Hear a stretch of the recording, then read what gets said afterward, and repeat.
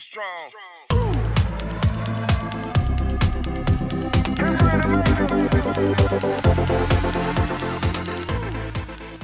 Assalamualaikum warahmatullahi wabarakatuh. Salam sejahtera untuk kita semua. Kembali lagi kita ketemu di channel Imajinasi, channel yang sengaja dibuat untuk berbagi ilmu, pengetahuan, dan informasi. Video kali ini kita akan melanjutkan pembahasan sehubungan dengan studi kelayakan bisnis. Namun, kita akan fokus pada aspek pasar. Apa saja yang dibahas dalam aspek pasar? Yang pertama adalah definisi pasar. Yang kedua adalah segmentasi, target, dan posisi pasar. Yang berikutnya adalah analisa pesaing, dan yang terakhir hubungan pasar dengan pemasaran. Langsung saja kita akan masuk pada pembahasan yang pertama, apa yang dimaksud dengan pasar. Kita sudah familiar dengan kata pasar, kita sering berkunjung ke pasar. Bahkan ketika kita berkunjung ke pasar, baik sengaja maupun tidak sengaja, kita akan ketemu dengan beberapa pihak. Yang pertama adalah pihak yang mencari kebutuhan mereka di pasar, pihak yang ingin memenuhi keinginan mereka di pasar. Pihak ini yang disebut dengan konsumen. Mereka sengaja datang ke pasar untuk mencari dan memenuhi kebutuhan serta keinginan mereka. Dan pihak yang kedua adalah penjual. Pihak inilah yang sengaja ada di pasar untuk menawarkan produk-produk mereka yang merupakan kebutuhan dan keinginan para konsumen atau pihak pertama. Nah, dalam pasar ini mereka berdua saling berinteraksi antara pihak pertama dan pihak kedua untuk saling bertukar dan memenuhi kebutuhan dan keinginan masing-masing. Dalam pasar tradisional, dalam pasar modern, secara konvensional, konsumen dan penjual saling bertemu secara langsung di dalam pasar. Konsumen datang ke pasar, memilih sendiri produk mereka, dan melakukan transaksi secara manual dengan para penjual untuk memenuhi kebutuhan dan keinginan mereka. Akan tetapi saat ini seiring dengan perkembangan zaman, pasar sudah beralih secara konvensional menuju pasar yang sifatnya lebih teknologi. Dengan cara pihak konsumen untuk memenuhi kebutuhan dan keinginan mereka tidak perlu datang lagi ke pasar, tidak perlu bertemu langsung lagi dengan pihak penjual dan melakukan transaksi secara real time, secara fisik antara pihak konsumen dan pihak penjual. Mereka tinggal membuka gawai mereka, membuka gadget mereka, dan kemudian pihak konsumen memilih produk yang dibutuhkan, produk yang diinginkan apa saja. Kenapa? Karena di gawai mereka sudah tersedia beragam pilihan produk yang disediakan oleh para penjual melalui e-commerce, melalui marketplace yang sudah tercipta berdasarkan teknologi-teknologi yang saat ini sudah berkembang pesat. Jadi pihak konsumen tidak perlu datang dan pihak penjual tidak perlu membuka lapak mereka di pasar, tinggal membuka lapak di masing-masing marketplace yang tersedia. Sehingga mereka datang ke konsumen langsung saja datang ke marketplace yang tersedia di gawai mereka dan kemudian memilih produk yang ditawarkan oleh para penjual dalam marketplace. Pasar ini sudah bergeser menjadi pasar yang sifatnya berbasis teknologi. Yang tadinya pasar tradisional, kemudian bergeser menjadi pasar yang sifatnya berbasis teknologi. Akan tetapi, baik pasar tradisional maupun pasar yang berbasis teknologi, keduanya menyediakan atau memberikan fasilitas antara pihak pertama yang meminta atau membutuhkan sebuah produk atau jasa, dan pihak yang kedua adalah pihak yang menawarkan atau menjual produk atau jasa yang dibutuhkan. Dari kedua pasar tersebut, masing-masing pasar memberikan sebuah mekanisme pertemuan antara permintaan dan penawaran di dalam sebuah pasar. Apa yang dimaksud dengan permintaan? Permintaan di sini adalah jumlah barang atau jasa yang diminta oleh konsumen pada harga tertentu. Sementara penawaran merupakan jumlah barang atau jasa yang ditawarkan oleh produsen pada harga tertentu. Nah, dari kedua ini kemudian memunculkan sebuah mekanisme pasar. Jadi pasar itu tidak hanya sebatas pasar yang sifatnya tradisional, pasar yang sifatnya modern, tetapi pasar itu lebih kepada pertemuan antara permintaan dan penawaran, yang dimana pertemuan kedua ini adalah untuk melakukan sebuah transaksi barang atau jasa yang dibutuhkan dan disediakan oleh pasar pada harga tertentu. Itu sebuah mekanisme pasar yang terjadi dalam pasar. Jadi pasar tidak hanya sebatas pasar tradisional, tidak hanya sebatas pasar modern yang sifatnya bertemu langsung antara konsumen dan penjual, melainkan juga pasar sudah lebih luas di mana bertemunya permintaan dan penawaran, baik itu dalam bentuk teknologi maupun dalam bentuk fisik secara tradisional.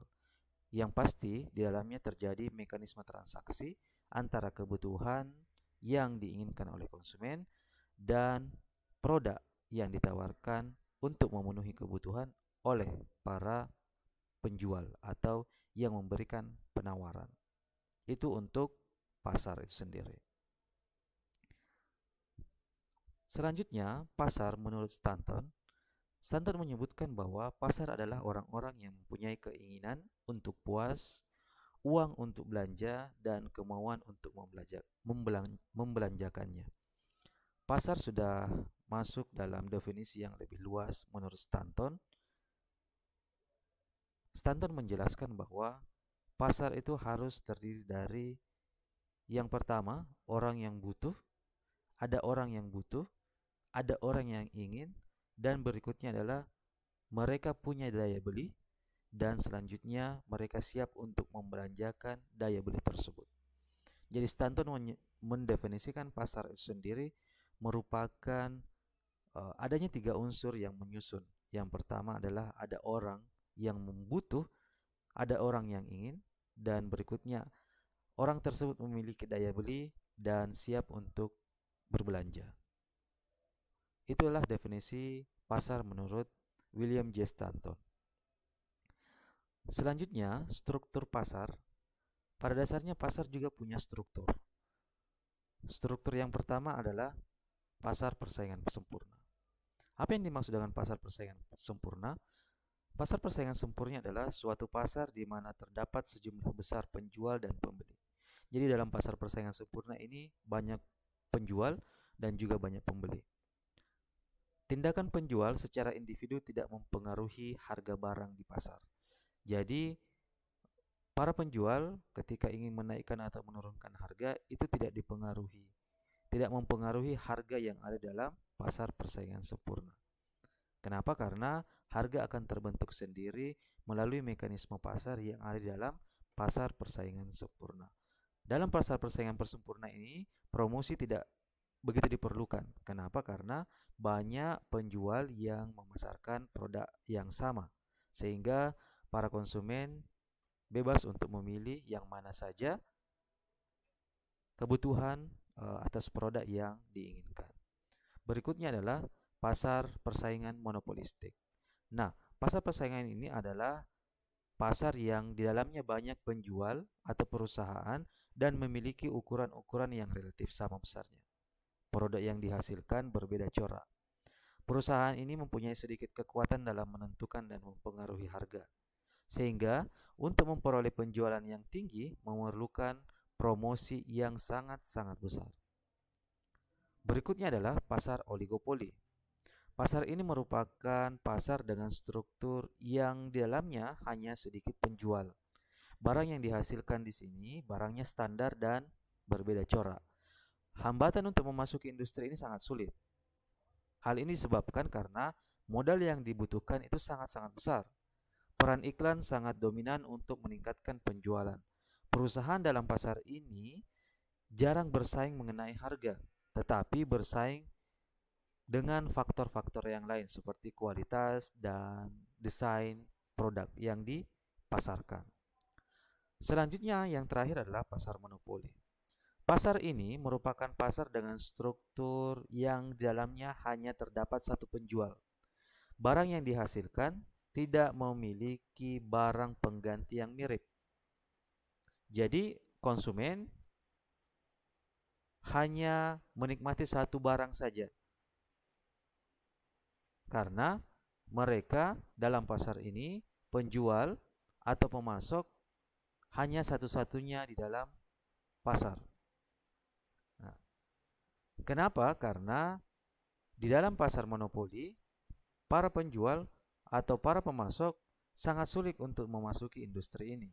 Banyak hambatan, termasuk misalnya di dalamnya adalah bahan mentah, ya. Terdapat skala ekonomi dan peraturan pemerintah yang mengikat. Untuk memperoleh keuntungan dalam pasar ini, keuntungannya keuntungan yang maksimal dan perusahaan harus mampu menentukan tingkat harga dan jumlah produk yang harus dijual secara bersamaan. Nah, di dalam pasar monopoli ini hanya satu penjual dan biasanya diatur oleh pemerintah. Kenapa? Karena ini eh, sangat konsumen sangat bergantung pada produk yang dihasilkan dalam pasar ini. Misalnya saja contohnya adalah produk listrik yang dihasilkan oleh perusahaan pemasok listrik yang ada di negara masing-masing. Kalau di Indonesia hanya satu eh, hanya satu pemasok yang memasok listrik, yaitu perusahaan listrik negara. Perusahaan inilah yang memonopoli eh, produksi atau suplai listrik kepada masyarakat. Nah, dalam pasar di sini kita bisa melihat bahwa eh, setiap orang pada dasarnya merupakan konsumen, ya, atau calon konsumen. Setiap orang yang ada di setiap tempat, mereka memiliki kebutuhan, mereka memiliki keinginan yang pada satu waktu mereka hendak memenuhi kebutuhan dan keinginan yang mereka miliki. Nah, mereka semua ini adalah calon konsumen. Akan tetapi, menurut Stanton, pasar akan terbentuk ketika ada orang yang butuh, dan yang berikutnya ketika orang tersebut memiliki daya beli. Dan yang terakhir, mereka siap untuk membelanjakan apa yang mereka miliki. Sehingga sekalipun setiap orang punya kebutuhan, namun mereka tidak bisa sepenuhnya menjadi konsumen. Kenapa? Karena mereka tidak memenuhi 3 kriteria yang disebutkan oleh Stanton. Yang pertama adalah ada orang yang butuh, yang kedua adalah daya beli, yang ketiga adalah keinginan untuk membelanjakan apa yang mereka miliki. Nah, sehingga setiap orang merupakan calon konsumen.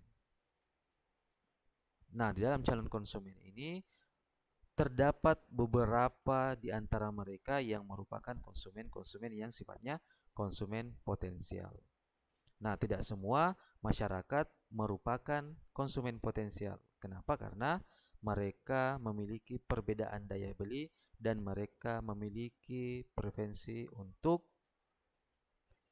membelanjakan atau tidak membelanjakan apa yang mereka miliki.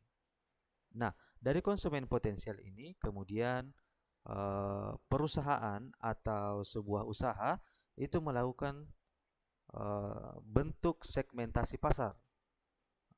Jadi dari konsumen potensial yang ada di dalam setiap pasar atau konsumen potensial yang ada di setiap daerah atau setiap negara, sebaiknya dilakukan proses segmentasi pasar.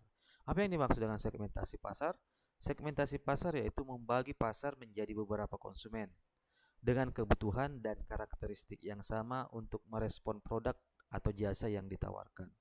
Jadi ketika kita memiliki sebuah produk, kita harus bisa membagi pasar menjadi beberapa konsumen yang nantinya akan disasar.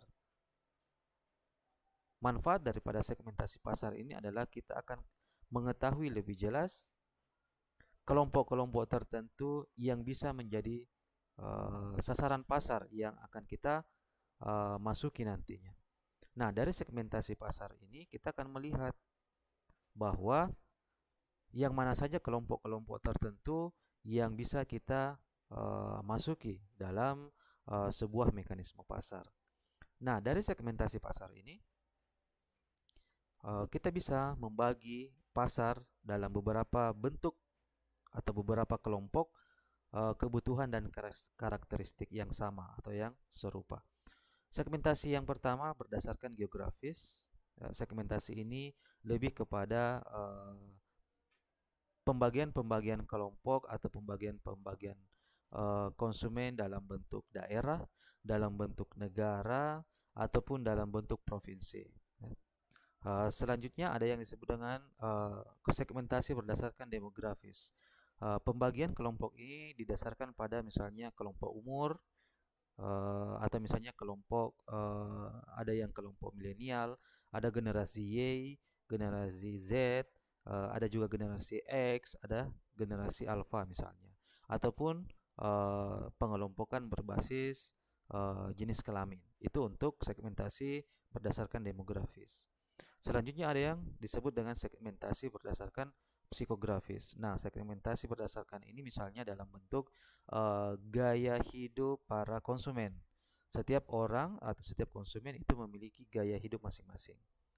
Nah, selanjutnya segmentasi berdasarkan perilaku. Nah, bagaimana perilaku konsumen itu akan kita lihat dan kemudian kita kelompokkan.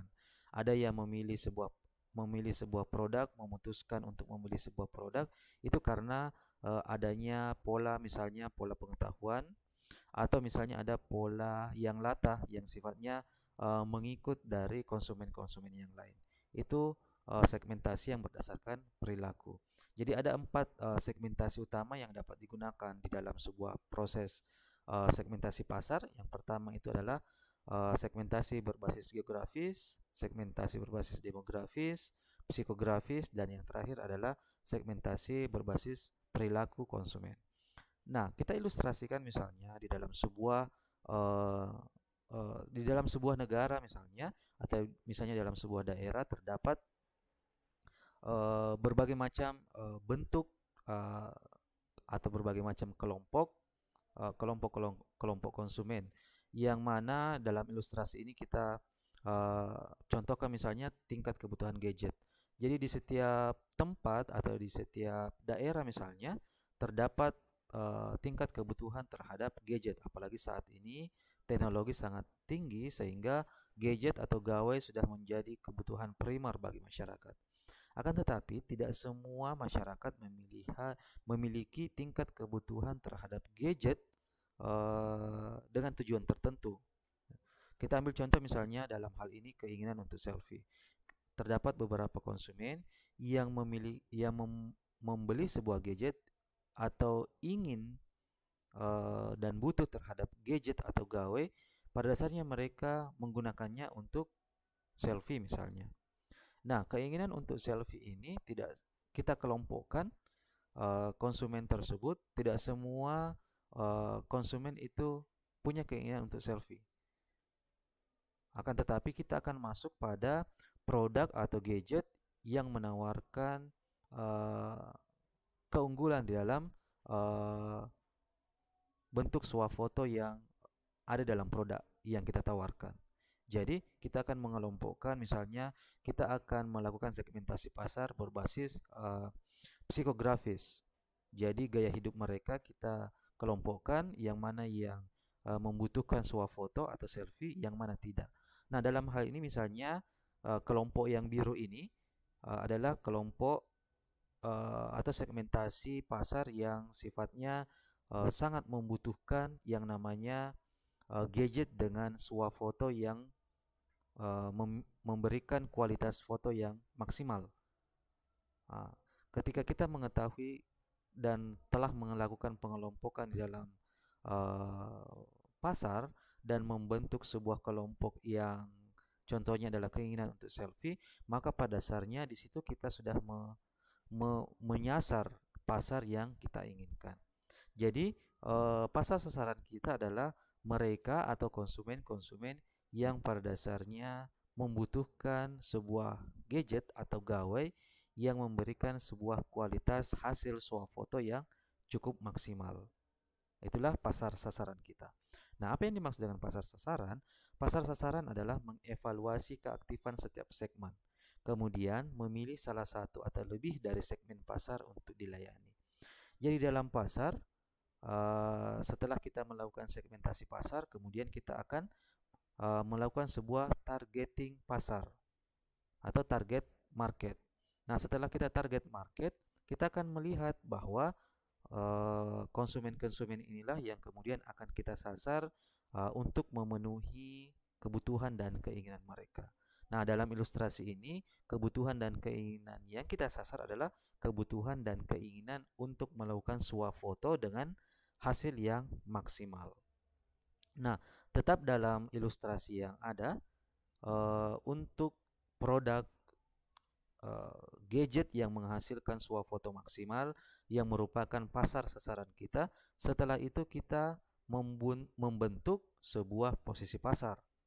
Kita mendesain produk yang kita inginkan, kita kemudian melakukan proses promosi, proses pengiklanan yang cukup masif untuk membungkus atau mendesain produk yang kita harapkan sehingga produk kita itu mampu dikenal oleh konsumen, mampu masuk dalam benak konsumen untuk memilih produk yang kita inginkan. Itu posisi pasar.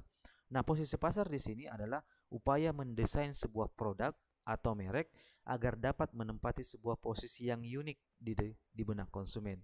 Jadi pada dasarnya posisi pasar ini adalah sebuah bentuk tindakan yang dilakukan oleh perusahaan atau oleh usaha untuk memberikan nilai lebih kepada masyarakat atau nilai lebih kepada konsumen, sehingga apa saja yang dibutuhkan di dalam bentuk swafoto atau selfie, mereka akan merujuk pada produk yang kita inginkan. Kepada produk yang kita produksi atau kita jual. Sehingga dalam posisi pasar ini, pada dasarnya perusahaan atau usaha berupaya untuk menciptakan proposisi nilai yang pas di benak konsumen. Jadi ada proses penciptaan nilai di dalam posisi pasar yang harus dilakukan oleh perusahaan atau usaha.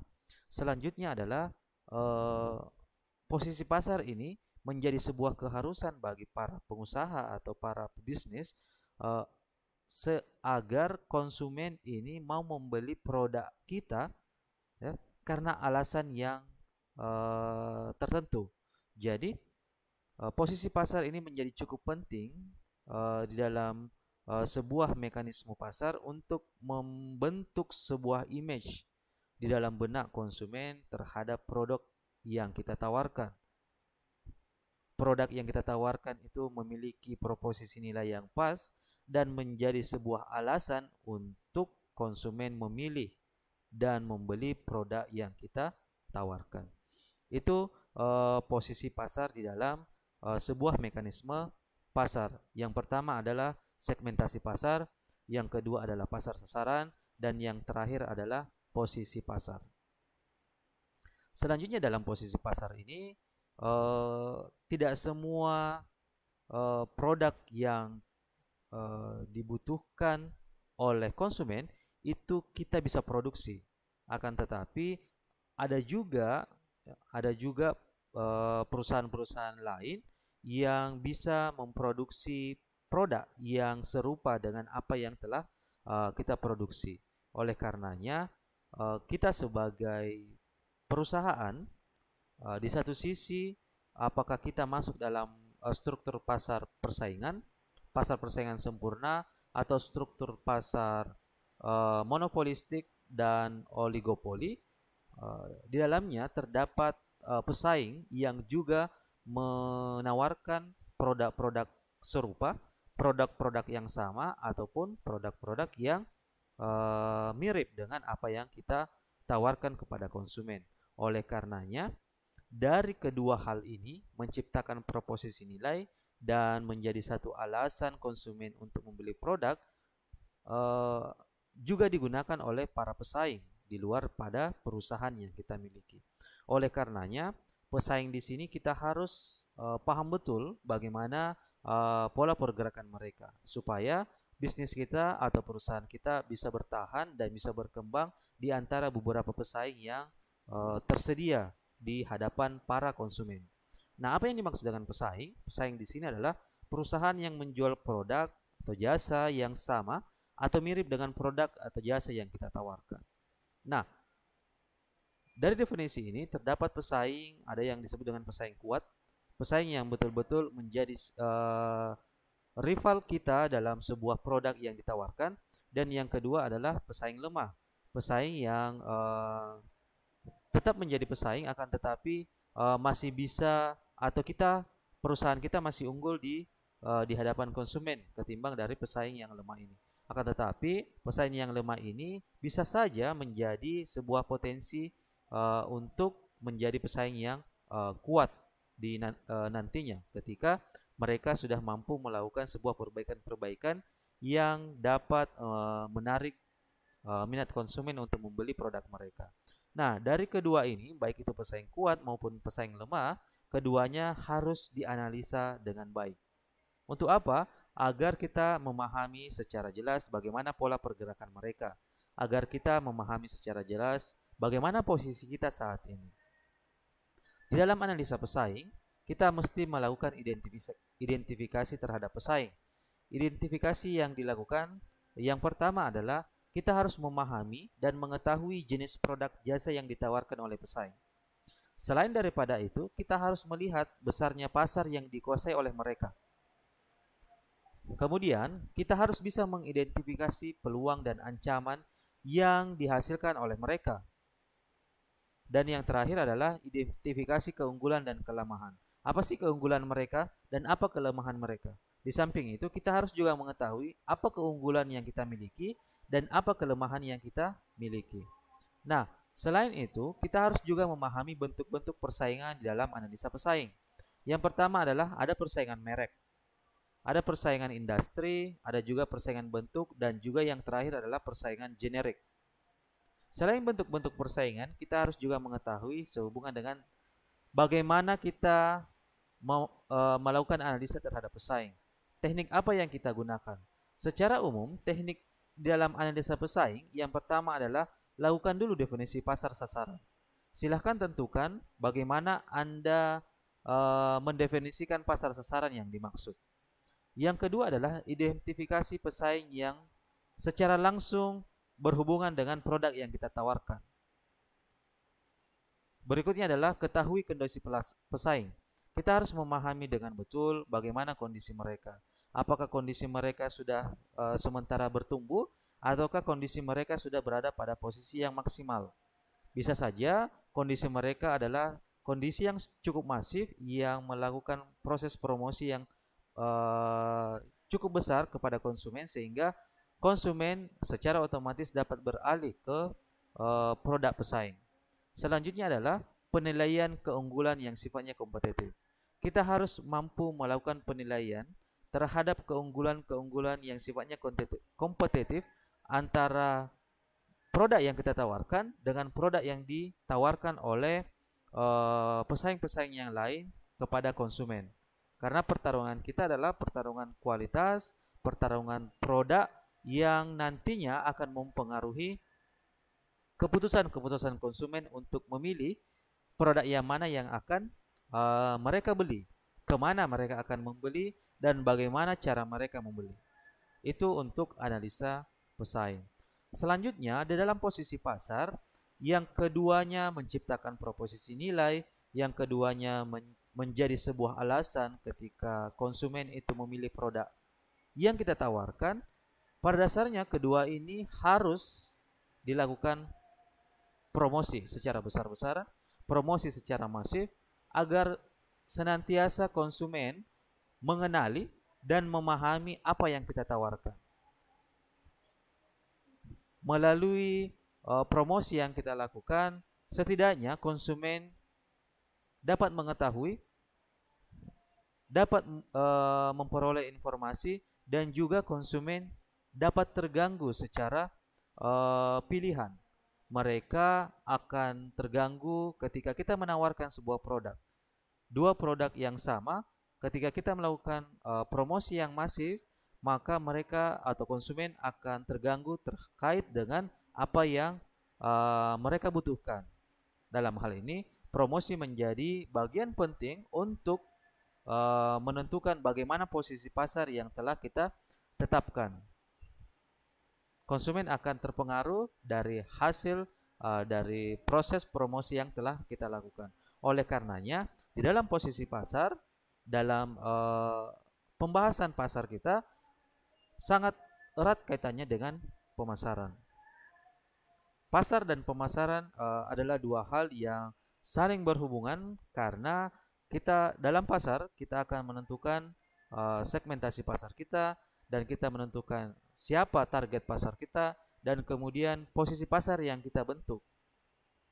Itu akan berhubungan dengan proses pemasaran yang akan kita lakukan dan menentukan sejauh mana konsumen dapat terpengaruh dan memutuskan untuk membeli produk yang kita tawarkan. Itulah hubungan antara pasar dengan pemasaran. Itu saja yang bisa disampaikan dalam video ini sehubungan dengan aspek pasar. Selanjutnya, untuk aspek pemasaran dalam studi gerakan bisnis akan kita bahas pada video berikutnya. Terima kasih telah stay on dalam channel Imajinasi, channel yang sengaja dibuat untuk berbagi ilmu, pengetahuan, dan informasi. Wassalamualaikum warahmatullahi wabarakatuh.